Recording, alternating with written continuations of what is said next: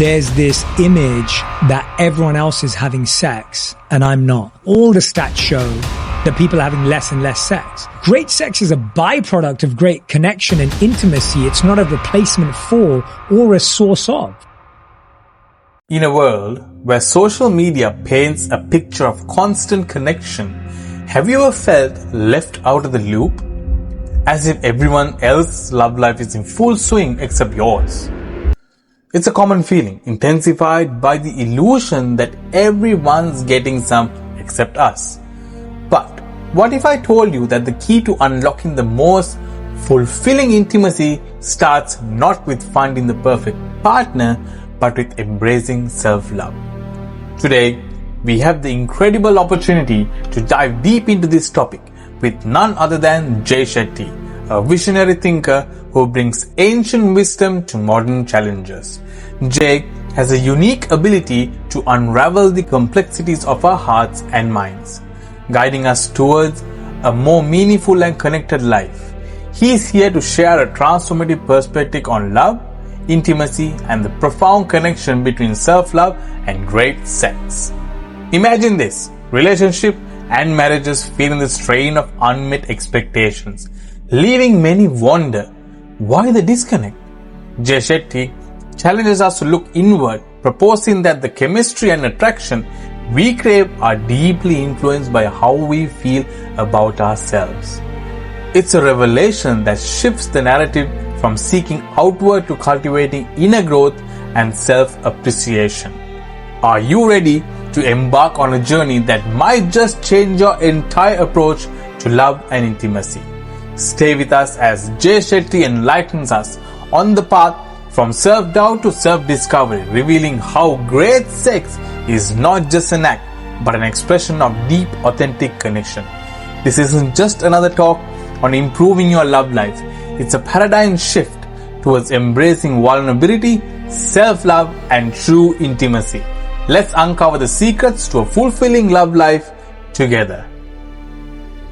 I think that because of social media, there's this image that everyone else is having sex and I'm not. Like, I feel like that's like a very big feeling that a lot of people have. And all the stats show that people are having less and less sex. There are more and more sexless relationships and marriages every single year. And it's so much more common. Yet in our groups and online, everyone feels like, oh, they're getting some and they're getting some and they're getting some, but I'm not.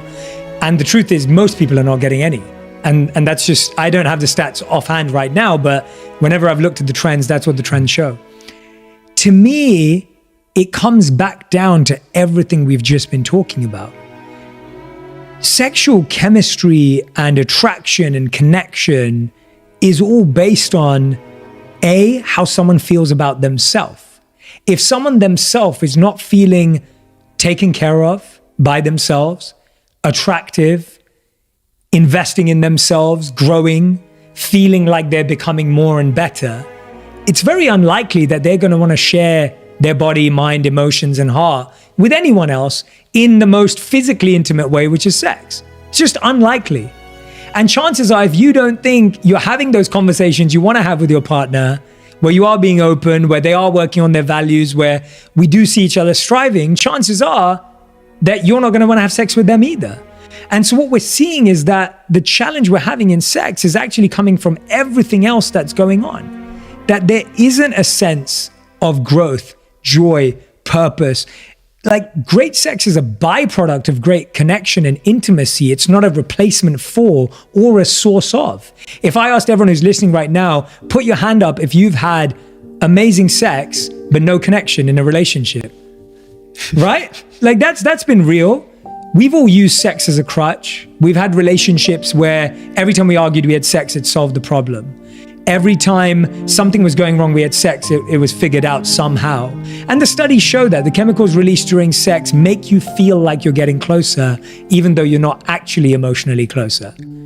So when you look at all of the stats, when you look at all the research, when you look at everything we've just described, sex is a byproduct of a healthy individual and a healthy individual and a growing individual coming together, sorting out their differences, having the fights they need to have, having the conversations they do, that naturally creates vulnerability, which leads to being able to expose ourselves at the deepest, most physical way that we possibly can. How can you expose yourself that vulnerably if you can't even have a vulnerable conversation with your partner because you just switch on the TV every night and avoid that difficult conversation? It becomes a transaction, and then sex becomes, in the best case, a crutch and a hopeful aspiration on a special night or whatever it may be, or something we wait for and plan for and it never works out.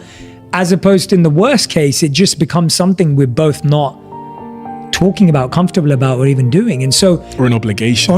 Exactly. Yeah, like an obligation, and like someone's just sitting there, like, you know, come on, 3 minutes. Literally, yeah, all right, let's get it over and done with. Like that mindset. And I'm like,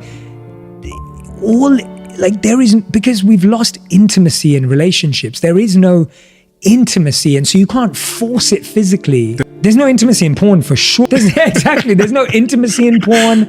There's no and the problem is, and this is, you know, the book starts with this quote, but it solves this problem very, very neatly and carefully. And it's this idea that the Buddha was once approached and asked, what's the difference between I like you and I love you?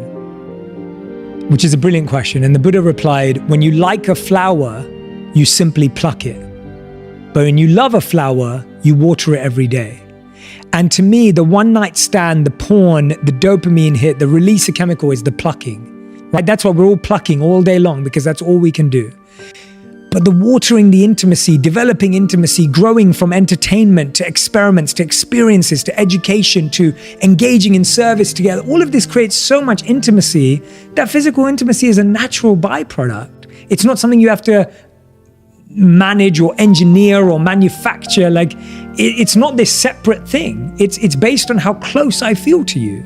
And the point is, we don't feel close to our partners because we don't do anything that makes us closer every day. Sleeping in the same bed as someone does not make you close to someone. Living in the same house as someone does not make you close to someone.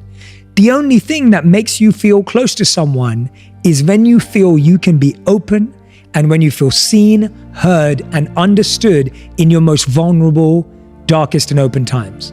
If you can do that, everything else is going to work. But if you can't do that, you can't just make it happen in a moment, because you're meant to be together.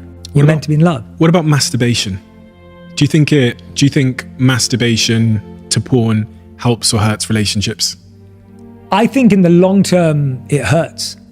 I think it's unhealthy because it's an avoidance and an escape, right? That's the point. It's like, what is it being used as? It's not being used as self-connection or self-understanding. It's being used as escape and avoidance of the actual topic. And all that's doing is rewiring your brain for false expectations, diminishing returns as well. All the studies that I did look at show that porn is making you work harder.